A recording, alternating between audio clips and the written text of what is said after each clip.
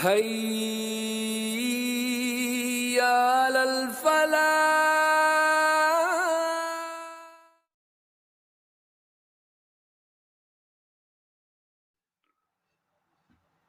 الحمدللہ الحمدللہ رب العالمین والصلاة والسلام علی سید الانبیاء والمرسلین وعلی آلہ واصحابہ اجمعین، اما بعد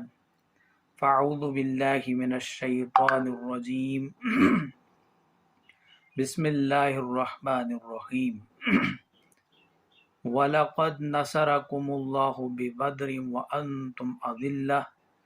فَاتَّقُوا اللَّهَ لَعَلَّكُمْ تَشْكُرُونَ۔ صدق اللہ العظیم۔ معزز و مکرم ناظرین و ناظرات، السلام علیکم ورحمۃ اللہ وبرکاتہ۔ آج کی گفتگو کا موضوع جو ہے، جیسا کہ آپ نے ابھی سنا، غزوہ بدر، اس کا تاریخی پس منظر۔ غزوہ بدر کو گزرے ہوئے 1400 سال ہوئے، اس سے زیادہ ہو چکے ہیں، لیکن اس کی یاد جو ہے آج بھی مسلمانوں کے دلوں میں تازہ ہے۔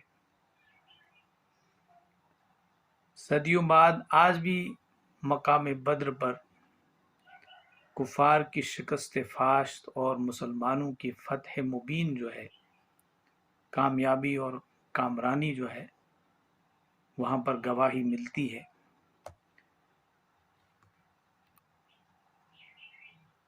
غزوہ بدر کے حوالے سے قرآن مجید میں مکمل سورہ انفال میں پوری تفصیل سے، اور سورہ آل عمران جس کی آیت میں نے آپ کے سامنے ابھی پڑھی، اور اس کے علاوہ سورۃ الصف، سورۃ المومنون اور دیگر چند سورتوں میں تفصیل کے ساتھ تذکرہ کیا گیا ہے۔ جو میں نے آپ کے سامنے ابھی آیت پڑھی، اس میں اللہ تعالیٰ فرماتے ہیں وَلَقَدْ نَصَرَكُمُ اللَّهُ بِبَدْرٍ وَأَنْتُمْ أَذِلَّةٌ، بے شک اور یقیناً ہم نے بدر میں تمہاری مدد کی جبکہ تم کمزور تھے، جبکہ تم بالکل بے سر و سامان تھے، تمہارے پاس کوئی چیز نہیں تھی، تمہارے پاس کوئی ایسی طاقت نہیں تھی جس کے ذریعے سے تم کفار اور مشرکین کا مقابلہ کر سکتے تھے۔ تو اللہ تعالیٰ فرماتے ہیں کہ وَلَقَدْ نَصَرَكُمُ اللَّهُ بِبَدْرٍ وَأَنْتُمْ أَذِلَّةٌ، حالانکہ تم بہت کمزور تھے، تم بے سر و سامان تھے۔ فَاتَّقُوا اللَّهَ لَعَلَّكُمْ تَشْكُرُونَ، بس تم اللہ سے ڈرو اور اس کا شکر ادا کرو۔ آپ سب کو معلوم ہے کہ نبی محترم صلی اللہ علیہ وسلم نے مکہ میں بڑی جانفشانی کے ساتھ اللہ کے پیغام کو پھیلایا، ہر شخص تک پہنچایا۔ جو ذمہ داری آپ پر عائد کی گئی تھی اللہ کی طرف سے، اس کا حق پورا کیا۔ اور آپ صلی اللہ علیہ وسلم ایک ایسے ماحول میں توحید کا اعلان کرتے ہیں جو توحید سے کوسوں دور تھے، جو مشرکانہ عقائد میں رچی بسی ہوئی سوسائٹی تھی۔ آپ صلی اللہ علیہ وسلم توحید کا وہاں پر اعلان کرتے ہیں۔ ذرا اندازہ کر لینا چاہیے، کبھی سوچ لینا چاہیے کہ ایسے لوگ جو اپنی بچیوں کو قتل کرتے تھے اس بنیاد پر کہ وہ کسی کا داماد بننا پسند نہیں کرتے، جو ایک غریب پر ظلم کرتے تھے اس وجہ سے کہ وہ غریب ہے، جو بات بات پر لڑائی اور جھگڑے کیا کرتے تھے، جن کی جنگوں کا حال یہ تھا کہ 40 سال 100 سال تک جاری رہتی تھی، اور ان جنگوں کی وجہ جو ہوتی تھی وہ صرف گھوڑوں کے پانی کے پینے کی وجہ بن جاتی تھی۔ ایک کے اونٹ کی پینے کی ٹرن ابھی تھی، دوسرے کے اونٹ نے پانی پیا، اس کی وجہ سے جنگ چھڑ گئی، اور سالہ سال تک وہ جنگیں چلتی گئیں۔ ان کی عریانیت اور فحاشیت کا یہ حال تھا کہ کعبہ جیسے مقدس گھر اللہ تعالیٰ کا گھر ہے، اس کے ارد گرد بے لباس ہو کر، ننگے ہو کر طواف کیا کرتے تھے مرد و زن، کوئی شرم و حیا نہیں تھی۔ ان کے حال دیوداسیوں کا یہ حال تھا کہ گھروں پر کچھ جھنڈے لگا دیے گئے تھے۔ جو بھی باہر سے آیا ہوا کوئی شخص ہے وہ جان لیتا تھا کہ یہ کسی دیوداسی کا گھر ہے، اور اپنی جو نفسانی خواہشات کی تسکین کا وہ وہاں پر ذریعہ پاتا تھا۔ ان کی جہالت کا یہ عالم تھا کہ وہ خیر کو سرے سے پسند نہیں کرتے تھے، اچھی بات ان کے ہاں بالکل گوارا نہیں کی جاتی تھی۔ اتنے قسم کے جاہل تھے، اجڑ قسم کے لوگ تھے، علم و فنون سے کوسوں دور تھے۔ وہ کیا جانتے شرافت کیا ہے، وہ کیا جانتے اخلاق کیا ہے، وہ کیا جانتے اچھی عادات کیا ہے، وہ کیا جانتے تہذیب و تمدن۔ وہ ان چیزوں سے بالکل آشنا تھے ہی نہیں۔ اس قسم کے ماحول میں نبی محترم صلی اللہ علیہ وسلم انہیں دعوت دیتے ہیں۔ دعوت دینے کا مطلب تھا اپنے آپ کو درندوں کے حوالے کرنا۔ آج تو تہذیب یافتہ دنیا ہے، آج بھی ہم دعوت کا کام نہیں کرتے۔ تو نبی محترم صلی اللہ علیہ وسلم نے مکہ میں یہ کام کیا، لوگوں نے آپ کی دعوت کو سنا، آپ کے ارد گرد جمع ہوئے، ایک تعداد آپ کے ساتھ کھڑی ہو گئی، ظلم و ستم کی چکی میں انہیں گویا کہ پیسا گیا۔ جن اصحاب نے حضرت بلال حبشی رضی اللہ تعالی عنہ، حضرت عمار بن یاسر رضی اللہ تعالی عنہ، ان کے والدین حضرت خبیب، حضرت زنیرہ اور ان جیسے دوسرے پاک اور مقدس شخصیات جنہیں انگاروں پر لٹایا گیا اور جن کی چربی جو ہے وہ میلٹ ہونے کی وجہ سے وہ انگارے جو ہے وہ بجھ گئے۔ اب اندازہ کر سکتے ہیں کتنا ظلم و ستم تھا۔ یہ بلال حبشی ہی تھے رضی اللہ تعالی عنہ، جنہیں ریگستان میں تپتی ہوئی ریت پر گھسیٹا جاتا تھا، ان کو کوڑے برسائے ان پر جاتے تھے کہ تم ہمارے دین سے پھر گئے ہو، لیکن پھر بھی بلال حبشی رضی اللہ تعالی عنہ عہد کہا کرتے تھے۔ اب یہ اندازہ، یہ ان چیزوں پہ ہمیں غور کرنا چاہیے، وہ کیا چیز ان کے اندر تھی جو ان قسم کے نامساعد حالات میں، انفیوریبل کنڈیشنز میں بھی آپ حضرات کو اللہ تعالیٰ کی توحید کا اعلان کرنے پر بولا کہ مجبور نہیں کرتے تھے، بلکہ خود سے وہ اس کا اعلان کرنا چاہتے تھے۔ ان حالات میں مجبور نہیں تھے، مجبور تو کیا جاتا تھا اس لیے کہ تم دین سے پھر جاؤ، اس لیے انہیں مجبور نہیں کیا جاتا تھا کہ تم احد پڑھو، نہیں۔ وہ جو مجبوری قسم کی، جو مجبور انہیں کیا جس بات پہ کیا جاتا تھا، اس سے تو وہ پھر جاتے تھے، اور جو انہیں نہیں کہنا چاہیے تھا ان کی نگاہوں میں وہ کہہ دیتے تھے۔ اتنا سدایا گیا کہ نبی محترم صلی اللہ علیہ وسلم کو آخرکار ہجرت کرنی پڑی، مدینہ آپ ہجرت فرما گئے۔ تو کفار قریش جو تھے، آپ نے ہجرت کے بعد ہی مدینہ طیبہ پر حملہ کرنے کی تیاریاں شروع کر دیں۔ ڈاکٹر اسرار اپنی ایک کتاب میں لکھتے ہیں، سیرت پہ انہوں نے کتاب لکھی ہے، ان کے دروس ہیں،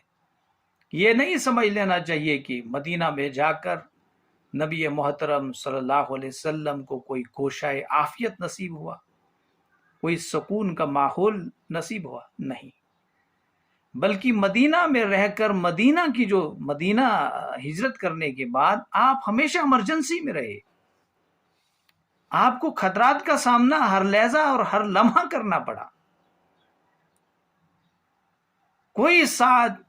ایسی نہیں تھی کہ آپ آرام سے چین سے نیند کرتے، آرام فرماتے، کوئی نہیں۔ ہر وقت آپ صلی اللہ علیہ وسلم تیار رہتے تھے. ہر وقت یہ خطرہ تھا کہ پورا عرب جو ہے مدینہ پر امڑ آئے گا، ان کا مقابلہ کرنا ہے.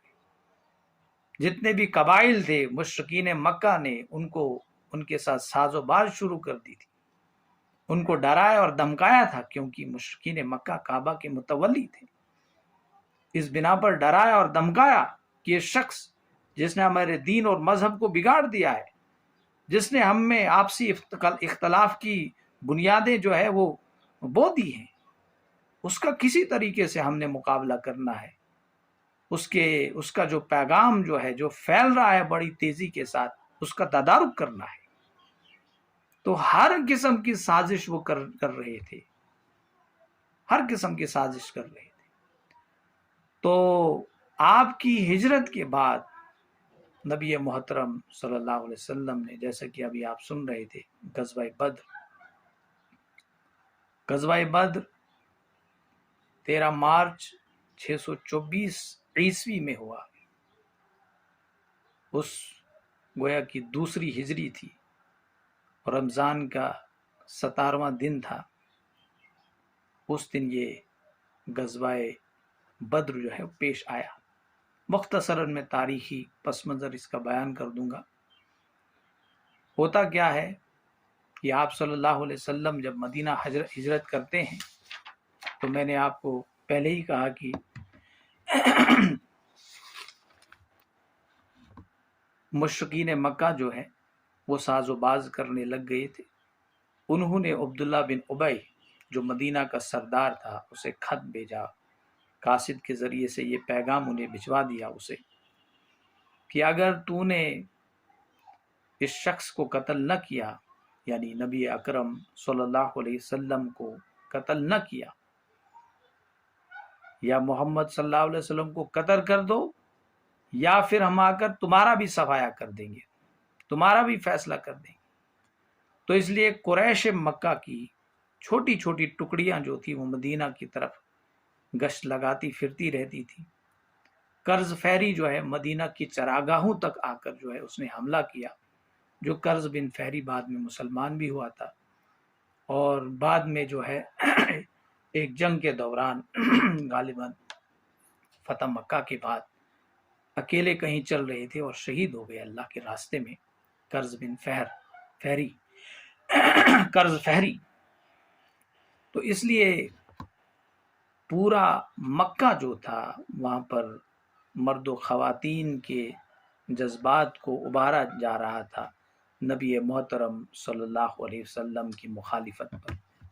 اور پورا مکہ جو ہے قریش جو تھی وہ تیاریوں میں تھے. اور اتفاقاً اسی وقت جو ہے عمر بن حضرمی الحضرمی ایک شخص تھا، اس کا قتل ہوتا ہے، اور حضرت صلی اللہ علیہ وسلم کو بعد میں اس کی اطلاع ملتی ہے کہ اس شخص کا قتل کیا گیا صحابہ کے ذریعے سے. اصل میں نبی محترم صلی اللہ علیہ وسلم نے چند صحابہ کو مدینہ سے باہر مکہ اور طائف کے بیچ میں ایک علاقہ پڑتا ہے، وہاں پر جانے کے لیے کہا تھا، کیونکہ اس وقت شام کی طرف مکہ کے روسا جو تھے انہوں نے اپنا پورا جو بھی مال و دولت تھی اس کا انویسٹمنٹ کیا تھا،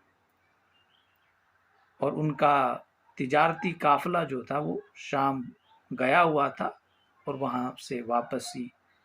واپس آنے کی تیاریاں اس کی ہو چکی تھی. تو ان کے قافلے پر نظر رکھنے کے لیے اور جو کچھ خطرات تھے مدینہ پر ان کی نظر رکھنے کے لیے نبی محترم صلی اللہ علیہ وسلم نے چند صحابہ کو بھیجا تھا ان پر نگاہ رکھنے کے لیے. لیکن الحضرمی جو ہے اتفاقاً اس کا قتل ہوتا ہے، اور اس کے قتل کی وجہ سے جو مکہ کے لوگ تھے، مشرکین مکہ جو تھے، وہ برانگیختہ ہو گئے، اور انہوں نے پورا فیصلہ کیا کہ اب مدینہ پر حملہ کیا جانا چاہیے. اور انہوں نے اعلان کیا کہ مدینہ پر حملہ کیا جانے والا ہے، اس لیے سارے لوگ تیار ہو جائیں۔ تو سارے لوگ تیار ہو گئے، اور یہ خبر جب الحضرمی کی بھی ان تک پہنچی تھی، اور ادھر سے یہ خبر بھی پہنچ گئی کہ جو تجارتی قافلہ ہے اس پر بھی حملہ ہونے والا ہے۔ میں نے جیسے کہ ابھی پہلے کہا کہ پوری دولت جو بھی ان کے پاس کیپٹل تھا، جو بھی پیسہ تھا، اس کی انویسٹمنٹ ان نے کی ہوئی تھی، اور اس کا مقصد بھی یہی تھا کہ مدینہ پر حملہ کیا جائے۔ نبی اکرم صلی اللہ علیہ وسلم کی جو دعوت دن بدن پھیل رہی ہے، اس کا کسی نہ کسی طرح سے مقابلہ کیا جائے، اس دعوت کو روکا جائے۔ تو گویا کہ انہوں نے ایک اچھا خاصا پروپیگنڈا جو ہے وہ کیا، اور پورے عرب کے قبائل کو جمع کیا، ان کو خطوط بھیجے وغیرہ وغیرہ، اور مسلمانوں سے بدر کے مقام پر جنگ کا آغاز کیا۔ اور یہ جو معرکہ ہے، دنیا کی تمام تاریخی کتب میں اس کا تذکرہ موجود ہے، ایون کی انسائکلوپیڈیا بریٹینیکا جو ہے اس میں بھی بڑی تفصیل کے ساتھ یہ جو معرکہ ہے اس کا ذکر ملتا ہے۔ لیکن مغربی جو دانشور رہے ہیں، وہ اگرچہ کہ کچھ تعریفی کلمات بھی نبی اکرم صلی اللہ علیہ وسلم کے لیے لکھ دیتے ہیں، لیکن جو حسد اور بغض والا معاملہ ان کے دلوں میں ہوتا ہے وہ موجود رہتا ہے، اور وہ جا بجا نمایاں ہو کر سامنے آتا ہے۔ اور انسائکلوپیڈیا بریٹینیکا کا جو رائٹر ہے اس نے بھی ایسا کیا، اس نے یہ گویا کہ نبی اکرم صلی اللہ علیہ وسلم کو ایک جنگجو کی حیثیت سے جو ہے وہاں پر دکھانے کی کوشش کی ہے، اور نبی اکرم صلی اللہ علیہ وسلم نے جنگ بدر کے بعد جو معافی کا اعلان کیا تھا اس چیز کو نہیں لکھا ہے۔ گویا کہ انہوں نے جو چیزیں دنیا میں کوئی افراتفری کا ماحول پیدا کرنے والی ہوتی ہیں، اس کو بڑی ہی خوبصورتی کے ساتھ بڑا چڑھا کر پیش کرنے کی ان کی یہ پہلے سے عادت رہی ہے۔ اب ہوتا کیا ہے، جنگ بدر کے لیے 17 رمضان المبارک 2 ہجری میں نبی اکرم صلی اللہ علیہ وسلم جو ہے وہ بدر کے مقام پر آپ صلی اللہ علیہ وسلم پہنچتے ہیں۔ پہلے ہی آپ صلی اللہ علیہ وسلم میں جنگ میں آپ نے لشکر کی ترتیب کی، اور اس ترتیب جو آپ صلی اللہ علیہ وسلم نے دی تھی اس کو انسائکلوپیڈیا بریٹینیکا کا جو رائٹر ہے اس نے کافی سراہا ہے۔ اس نے کہا کہ نبی اکرم صلی اللہ علیہ وسلم بہت بڑے دانشور تھے، بہت بڑے ملٹری ایکسپرٹ تھے۔ اس کا تذکرہ جو ہے دوسرے غیر مسلم حضرات نے بھی کیا ہے کہ نبی اکرم صلی اللہ علیہ وسلم صرف ایک پیغمبر نہیں تھے، ایک بہت بڑی ملٹری ایکسپرٹ بھی تھے، ایک بہت بڑے سپہ سالار بھی تھے، ایک بہت بڑے ڈیفنس، جس کو آج کی زبان میں آپ کہہ سکتے ہیں اینالسٹ اور پریکٹیکل اینالسٹ بھی تھے آپ صلی اللہ علیہ وسلم۔ تو آپ صلی اللہ علیہ وسلم نے جنگ کے لیے جو لشکر کی ترتیب بڑے ہی بہترین طریقے سے انجام دی، اس طریقے سے انجام دی کہ اس سے پہلے اس قسم کی مثال جو ہے وہ پیدا نہیں ہوئی تھی۔ آپ نے ایک دنیا کے سامنے مثال قائم کر دی۔ اس کی اہم وجہ یہ ہے کہ نبی محترم صلی اللہ علیہ وسلم کو یہ لکھتا ہے، انسائکلوپیڈیا بریٹینیکا جو ہے اس کا مصنف لکھتا ہے، یہ بات اس کا اقرار کرتا ہے کہ نبی اکرم صلی اللہ علیہ وسلم جو پروفٹ ہیں، پروفٹ آف اسلام ہے، ان کو اللہ تعالیٰ نے خاص علوم سے نوازا تھا، خاص علوم و فنون کے ساتھ علم و فن جو ہے اس سے بھی آپ صلی اللہ علیہ وسلم کو گویا کہ اللہ تعالیٰ نے نوازا تھا۔ تو اللہ تعالیٰ نے اپنے فضل سے علم غیب سے آپ صلی اللہ علیہ وسلم کو نوازا تھا۔ تو جنگ بدر کے دن حضور صلی اللہ علیہ وسلم نے اپنے صحابہ کے ساتھ میدان جنگ کا معائنہ فرمایا۔ آپ سب کو معلوم ہے، میں مختصراً بات یہ کر رہا ہوں کہ 313 لوگ تھے جو نبی اکرم صلی اللہ علیہ وسلم کے ساتھ تھے۔ روایات میں آتا ہے 2 گھوڑے تھے، وہاں سے جو کفار مشرکین جو تھے مکہ تھے ان کے پاس بڑے گھوڑے تھے، اونٹ تھے، ان کے پاس جو جتنا میدان جنگ میں لڑنے کے لیے جو ہتھیار درکار ہونے چاہیے وہ سب موجود تھے، پورا ہتھیار سے لیس ہو کر پوری تیاری کے ساتھ آئے تھے۔ یہاں سے حال یہ تھا کہ نبی اکرم صلی اللہ علیہ وسلم کے ساتھ جو صحابہ کرام رضوان اللہ علیہم اجمعین کا حال یہ تھا کہ کسی کو، کئی صحابہ کو پہننے کے لیے جوتے بھی نصیب نہیں تھے، پیادے چل رہے تھے صحابہ، کسی کے پاس لاٹھی تھی، کسی کے پاس کوئی نیزہ تھا، کسی کے پاس کوئی کلاڑی قسم کی نوعیت کا کوئی سامان تھا، جس کو جو ہاتھ میں آیا تھا وہ لے کر جو ہے وہ چل دیے تھے۔ آپ صلی اللہ علیہ وسلم کا ایک حکم تھا، ایک آرڈر تھا کہ ہمیں چلنا ہے، سب نکل آئے۔ پھر وہ سب آپ کو معلوم ہے کہ آپ صلی اللہ علیہ وسلم نے رائے لینے کے لیے ایک مقام پر قیام کیا، تو وہاں پر حضرت جو ایک انصاری صحابہ تھے، سرداروں میں سے تھے، تو انہوں نے کہا سعد بن عبادہ رضی اللہ تعالی عنہ کہ نبی اکرم صلی اللہ علیہ وسلم، جب آپ صلی اللہ علیہ وسلم نے رائے لی، حضرت عمر رضی اللہ تعالی عنہ نے رائے دی، ہم تیار ہیں، ابو بکر صدیق رضی اللہ تعالی عنہ نے رائے دی، ہم تیار ہیں یا رسول اللہ صلی اللہ علیہ وسلم۔ آپ صلی اللہ علیہ وسلم انصار کی طرف دیکھ رہے تھے کہ انصار نے وعدہ فرمایا ہے کہ ہم ہر حال میں نبی اکرم صلی اللہ علیہ وسلم کا ساتھ دیں۔ تو سعد بن عبادہ رضی اللہ تعالیٰ اٹھ کھڑے ہوئے، یا رسول اللہ صلی اللہ علیہ وسلم، کیا آپ کا ہماری طرف اشارہ ہے؟ ہم تو آپ کے ساتھ ہیں، اگر آپ کہیں گے ہمیں اپنے آپ کو، ہمارے گھوڑے جو ہیں دریا میں کود جائیں، ہم دریا میں چھلانگ ماریں گے آپ کے حکم پر، آپ جو کہیں گے ہم کرنے کے لیے تیار ہیں۔ ہم وہ نہیں ہیں جو حضرت عیسیٰ علیہ السلام، حضرت موسیٰ علیہ السلام کے ساتھ بنی اسرائیل نے کیا تھا، حذب انتا وربنا، جاؤ تم اور تمہارا رب، وربو کا فقاتلا انا ہاہنا قاعدون، جاؤ تم اور تمہارا رب، ہم بیٹھے رہیں گے یہاں پر، انا ہاہنا قاعدون، ہم بیٹھنے والے ہیں، بیٹھے رہیں گے، ہم وہ لوگ نہیں۔ یا رسول اللہ صلی اللہ علیہ وسلم، ہم آپ کے ساتھ جانے کے لیے تیار ہیں۔ تو یہ 313 کا لشکر جو ہے، لشکر جرار جو ہے، وہ آپ صلی اللہ علیہ وسلم کے ساتھ روانہ ہوتا ہے، اور آپ صلی اللہ علیہ وسلم نے ایک دن پہلے جو ہے چشموں پر قبضہ کیا، اور بالائی جو جگہ تھی اس پر قبضہ کیا، اور جو چشمے وغیرہ تھے پانی وغیرہ بھر کے ان سب کو خراب کر دیا، اور آپ صلی اللہ علیہ وسلم نے ایک ایک مقام کی نشاندہی فرمائی، یہاں پر یہ شخص مارا جائے گا، یہاں پر ابو جہل مارا جائے گا، یہاں پر فلاں مارا جائے گا، یہاں پر فلاں مارا جائے گا۔ اور دوسرے دن برابر وہ شخص جس کی آپ صلی اللہ علیہ وسلم نے پیشن گوئی فرمائی تھی کہ اس مقام پر وہ قتل کیا جائے گا، ایک بالشت بھی اس سے ادھر ادھر نہیں گیا، وہ اسی مقام پر مارا گیا۔ تو جنگ بدر کی لڑائی کے دن جو ہے، صبح آپ صلی اللہ علیہ وسلم فجر میں حضور صلی اللہ علیہ وسلم نے صحابہ کو جہاد کی، جنگ کی تلقین کی،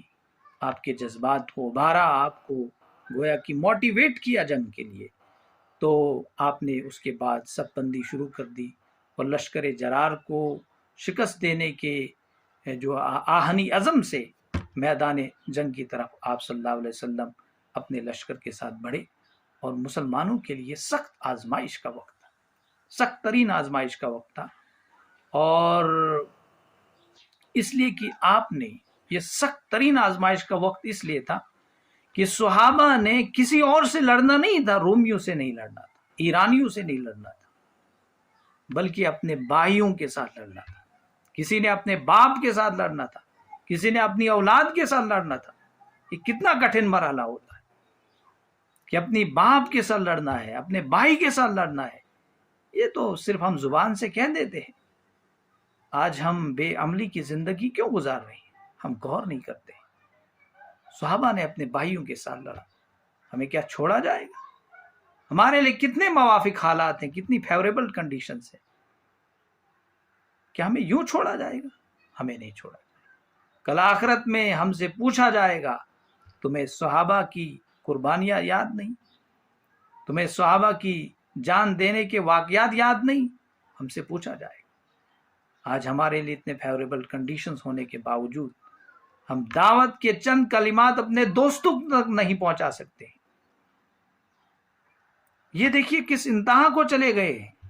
اپنے بھائیوں کے ساتھ جنگ لڑنی ہے۔ تو سخت ترین آزمائش کا وقت تھا تو مسلمانوں کے لیے، اس لیے کہ اب حضرت عمر رضی اللہ تعالی عنہ کو دیکھیے اپنے ہی بیٹے عبد الرحمن سے جنگ لڑنی تھی، یہ کوئی آسان معاملہ نہیں تھا، اور حضرت حذیفہ رضی اللہ تعالی عنہ کو اپنے ہی بات عتبہ سے جنگ لڑنی تھی، یہ کوئی آسان معاملہ نہیں تھا، تو وغیرہ وغیرہ بہت سارے صحابہ کو اس قسم کے حالات کا سامنا کرنا تھا۔ تو آپ سب کو میں نے ابھی پہلے کہا ابتدا میں کہ جہنم کا ایندھن بننے والا الحضرمی جو تھا، اس کا بھائی عامر جو ہے وہ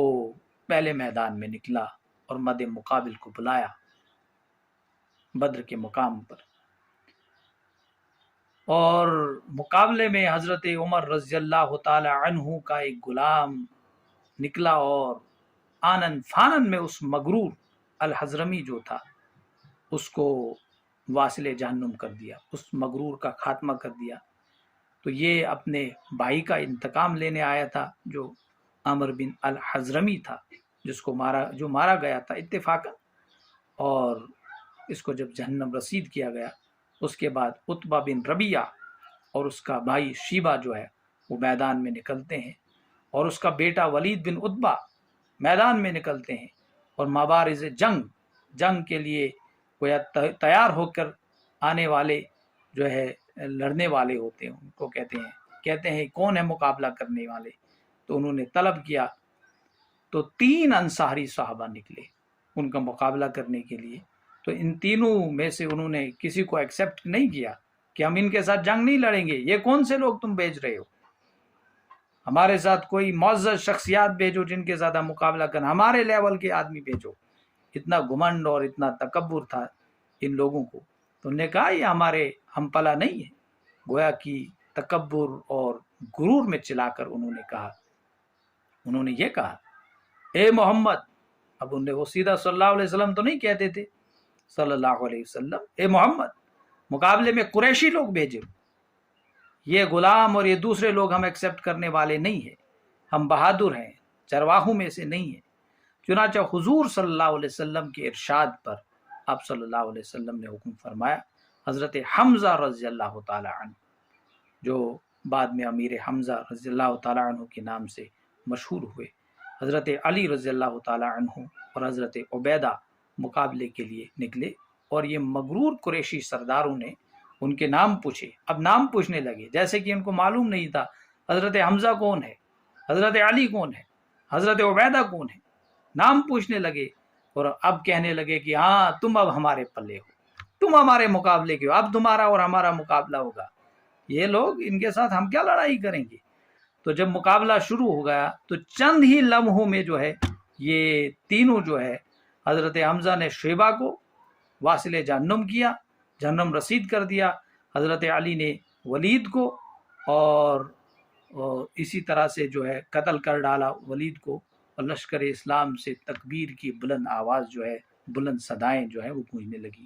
اور اسی دوران عتبہ اور حضرت عبیدہ نے زبردست جنگ لڑی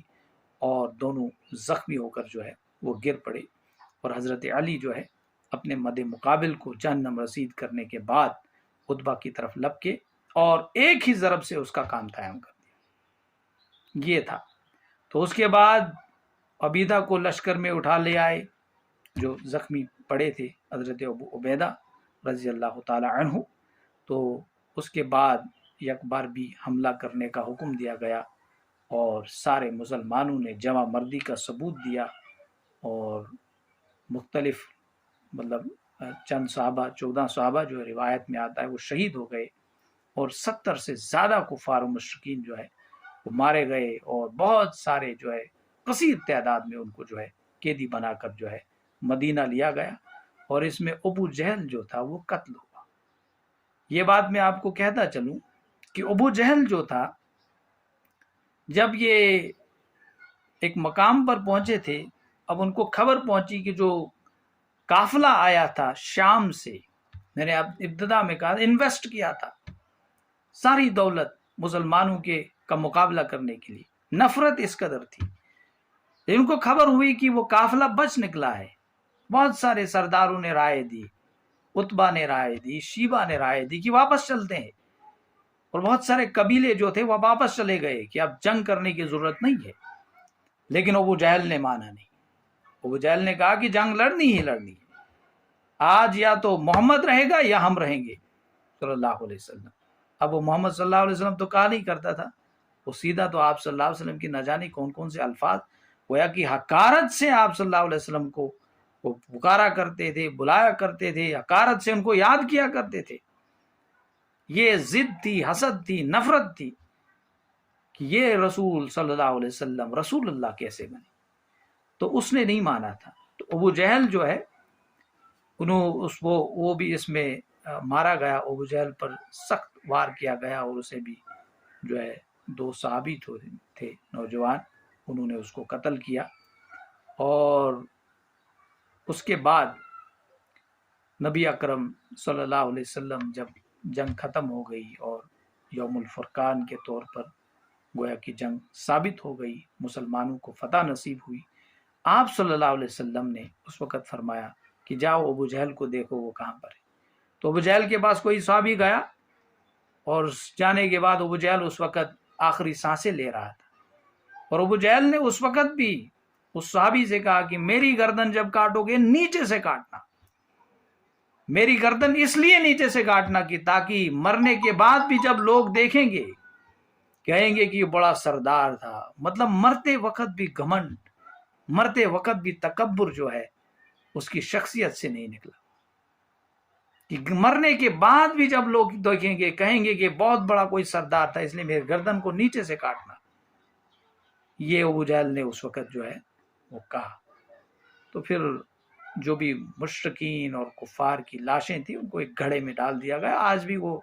جو ہے وہ مقام وہاں پر موجود ہے، وہ کنویں میں ڈال دیا گیا۔ اور نبی اکرم صلی اللہ علیہ وسلم نے وہاں پر ایک مختصراً خطاب بھی کیا، جس پر کسی صحابی نے عرض کیا یا رسول اللہ صلی اللہ علیہ وسلم یہ تو مرے ہوئے لوگ ہیں، کیا یہ سنتے ہیں؟ آپ صلی اللہ علیہ وسلم نے فرمایا جیسے تم میری بات سنتے ہو ویسے یہ لوگ بھی سن رہے ہیں۔ تو وہ سب اس گڑھے میں، اس کنویں میں جو ہے پھینک دیے گئے۔ تو اس کے بعد جو قیدی لوگ تھے بدر کے جنگی قیدیوں کے ساتھ باوجود قدرت اور طاقت کے نبی اکرم صلی اللہ علیہ وسلم نے آپ ان قیدیوں کے تمام قصوروں کو معاف کر دیا، آپ نے عفو و درگزر سے کام لیا، اور یہ اس سے حسن سلوک جو ہے یہ دنیا کی تاریخ میں اس قسم کا حسن سلوک نہیں ملتا ہے۔ آپ جتنے بھی بڑے بڑے جو سپہ سالار گزرے ہیں، بادشاہ گزرے ہیں، جن کی لوگ مثالیں دیتے ہیں، نیپولین کی مثالیں دیتے ہیں، الیگزینڈر دی گریٹ کی مثالیں دیتے ہیں، اور بدقسمتی سے کامیابی انہی لوگوں کے ساتھ جو ہے جوڑی گئی ہے۔ جو بڑا کوئی صدر بنے گا، بڑا کوئی وزیر اعظم بنے گا، قتل و غارت کر کے، ظلم و بربریت کے طوفان توڑ کے ان کے نام کو گویا کی کامیابی کے ہم نام کر دیا گیا ہے۔ گویا کی کامیابی کو انہی کے مد مقابل بنا دیا گیا ہے کہ کامیابی کا مطلب ہے الیگزینڈر دی گریٹ، کامیابی کا مطلب ہے اچیلا، کامیابی کا مطلب ہے نیپولین۔ لیکن ان لوگوں نے کتنا ظلم و ستم کیا ہے، ان لوگوں نے کتنے لوگوں کو، لاکھوں کی تعداد میں لوگوں کو کا قتل عام کیا اپنی حقیر خواہشات نفسانی کے لیے۔ لیکن رسول اللہ صلی اللہ علیہ وسلم نے جو قیدی گرفتار ہوئے تھے سب کو معاف کر دیا۔ یہ درخشاں مثال تھی۔ تو اسی لیے قرآن کریم میں فاعف عنہم واصفح ان اللہ یحب المحسنین، تو آپ معاف فرما دیجئے، آپ معاف فرماتے رہیے ان کو اور درگزر فرمائیے، بے شک اللہ تعالیٰ جو ہے محبوب رکھتا ہے احسان کرنے والوں کو۔ یعنی وہ ستاتے رہے، آپ نظر انداز کرتے رہے۔ اور تو آپ صلی اللہ علیہ وسلم نے اپنے گویا کی مکارم اخلاق کی اپنی امت کو تعلیم دی کہ جب بھی اس قسم کا آپ کے ساتھ کچھ ہوتا ہے آپ بھی یہ روش اختیار کریں۔ دوسری جگہ فرمایا فاعفوا واصفحوا، آپ درگزر کرتے رہو اور نظر انداز کرتے رہو، سورۃ البقرہ میں آیت نمبر 109 میں۔ تو یہ بات تھی کہ ان آیات کریمہ سے نبی اکرم صلی اللہ علیہ وسلم کے جو اخلاق عالیہ جو ہے وہ اس کا اعلان ہو رہا ہے۔ آپ کمال عفو و درگزر فرمانے والے تھے۔ مطلب یہ ہے کہ آپ صلی اللہ علیہ وسلم نے کسی سے اپنی ذات کے لیے کبھی انتقام نہیں کیا، کبھی نہیں، کبھی ایک انسٹنٹ پہ بھی آپ صلی اللہ علیہ وسلم اپنی ذات کے لیے انتقام نہیں۔ یہ ہمیں تعلیم دی گئی ہے۔ حضرت علی رضی اللہ تعالیٰ عنہ آپ کو معلوم ہے ایک کافر کے ساتھ لڑ رہے تھے، یہودی کے ساتھ، غالباً کافر، اب ان کو گرا دیا، تلوار نکال دی اور تھوک دیا اس نے، آپ نے چھوڑ دیا۔ لوگوں نے پوچھا، اس نے پوچھا کیوں مجھے چھوڑ دیا؟ اس نے کہا کہ ابھی تک تجھے میں مارنے والا تھا اللہ کے لیے، اب تو نے جب تھوک ڈالی مجھ پر، تو اب میرا جو ہے گویا کہ نفس جو ہے وہ تجھے قتل کرنے پر مجھے آمادہ کر رہا تھا، اب میں اپنی ذات کے لیے تجھے قتل کرنا چاہتا تھا، لیکن میں یہ کام نہیں کرنا چاہتا، میں جو بھی کام کروں گا اللہ کے لیے کروں گا۔ تو آپ تو رسول اللہ صلی اللہ علیہ وسلم کی تعلیمات یہی ہیں، آپ نے کبھی بھی اپنی ذات کے لیے کبھی کسی سے جو انتقام نہ لیا۔ جس نے آپ کے مال کو برباد کیا یا آپ کو برا بلا کہا یا آپ کو تکلیف پہنچائی، آپ صلی اللہ علیہ وسلم نے معاف کیا۔ تو حضرت علی رضی اللہ تعالی عنہ کا یہ واقعہ اور نبی محترم صلی اللہ علیہ وسلم کی سیرت جو ہے ان باتوں کی ہمیں درس دیتی ہے کہ ہم نے مکارم اخلاق جو ہے ان کا مظاہرہ کرنا ہے۔ تو یہ باتیں تھیں چند اس غزوہ بدر کے حوالے سے تاریخی پس منظر۔ ایک بات آخر پر، ابھی 2-3 منٹ ہیں، ہمیں یاد رکھنی چاہیے کہ اللہ تعالیٰ نے ہمیں آزمانا ہے اپنی سانسوں کے ذریعے سے، ہر عضو جسم جو ہے اس کے ذریعے سے ہمیں آزمایا جائے گا، ہر حالات کے ذریعے سے ہمیں آزمایا جائے گا، خوشحالی کے ذریعے سے ہمیں آزمایا جائے گا، بدحالی کے ذریعے سے ہمیں آزمایا جائے گا، آنکھوں کی بینائی کے ذریعے سے ہمیں آزمایا جائے گا، جسم کی وجاہت جو ہوتی ہے، جو پرسنالٹی ہوتی ہے، جو گیٹ اپ ہوتا ہے، اس کے ذریعے سے تمہیں آزمایا جائے گا، تمہاری شکل و صورت سے آپ کو آزمایا جائے گا، کہ انسان کو آزمایا جائے گا، تمہارا مال و دولت جو ہے جو اللہ نے ہمیں دیا ہے اس کے ذریعے سے ہمیں آزمایا جائے گا، ہماری ملازمت کے ذریعے سے ہمیں آزمایا جائے گا، ہمارے منصب اور اسٹیٹس کے ذریعے سے ہمیں آزمایا جائے گا،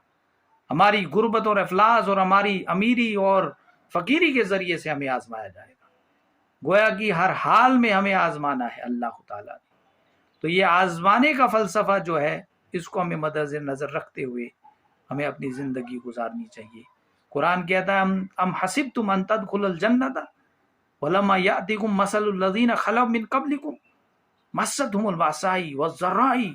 وزلزلوا حتى يقول الرسول والذین آمنوا معه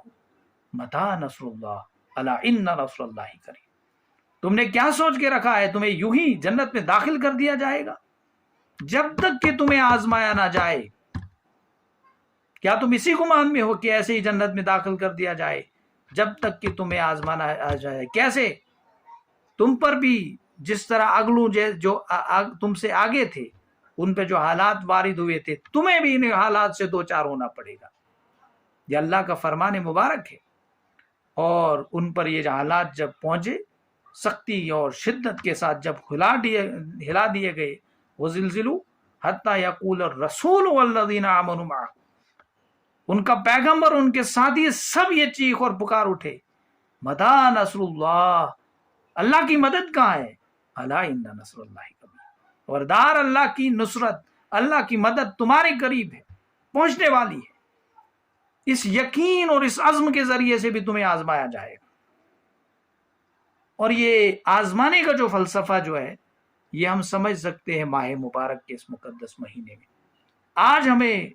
بھوک کے ذریعے سے آزمایا جا رہا ہے، پیاس کے ذریعے سے آزمایا جا رہا ہے، جو جائز تعلقات ہم قائم کر سکتے تھے ان کے ذریعے سے آزمایا جا رہا ہے۔ حرام تو دور کی بات ہے، آج حلال بھی حرام کر دیا گیا ہے ایک خاص وقت کے لیے۔ تو یہ حالات ہے، تو آزمائش فلسفہ ہے۔ تو یہ آزمائش کی انتہا تھی جس سے گزارا گیا بدری صحابہ کو، جن کا مقام شریعت اسلام میں جو ایک خاص ہے۔ بدری صحابہ ایک معزز مقام رکھتے تھے۔ حاطب بن ابی بلتع رضی اللہ عنہ، ایک بڑی خطا ہوئی تھی، حضرت عمر رضی اللہ تعالیٰ نے کہا کہ اس کی گردن جو ہے قلم کر دی جائے، اس کو پھانسی دی جائے، اس کو فلاں، بہت سارے صحابہ نے کہا، لیکن نبی اکرم صلی اللہ علیہ وسلم نے فرمایا